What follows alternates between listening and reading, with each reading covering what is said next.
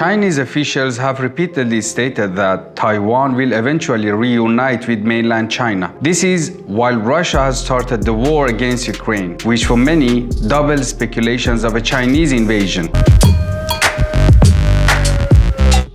So what are the odds of a PRC invasion of the island nation of ROC or Taiwan? Let's look at similarities and differences of these two nations.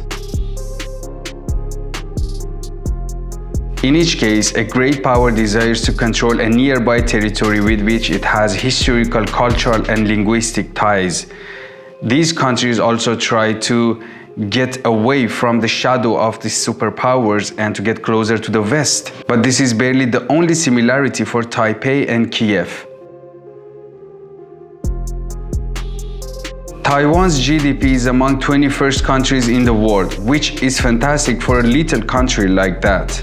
They have a semiconductor producing company which is worth more than 600 billions. This is the most valuable company in Asia.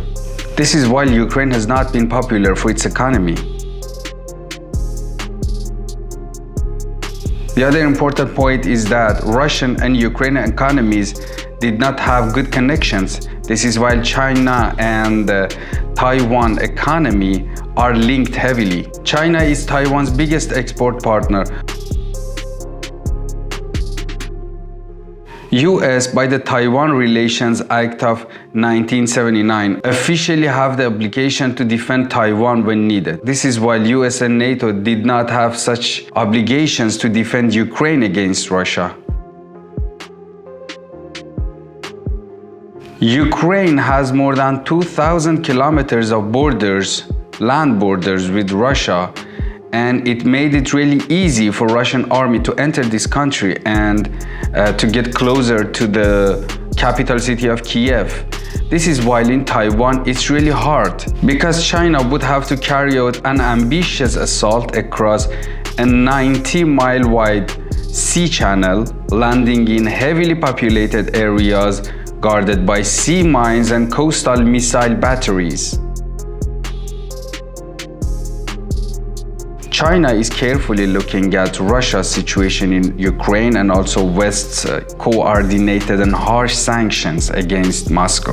In case of invading Taiwan, China may also become economic prey for US. China's big economy and also huge relations with other countries make it impossible to impose sanctions on it, like in the case of Russia or Iran. Let's not forget that Russia's situation in Ukraine brings lots of benefits for China, as long as China does not try to get Taiwan.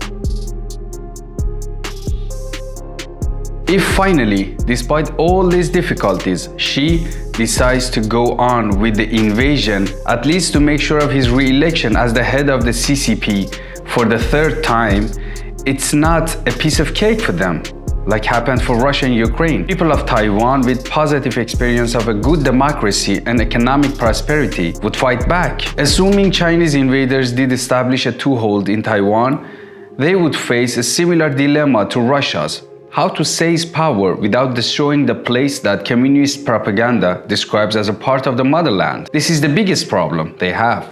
So Russia's haste to get Ukraine disrupted China's plans to get Taiwan. Thanks for watching and subscribe.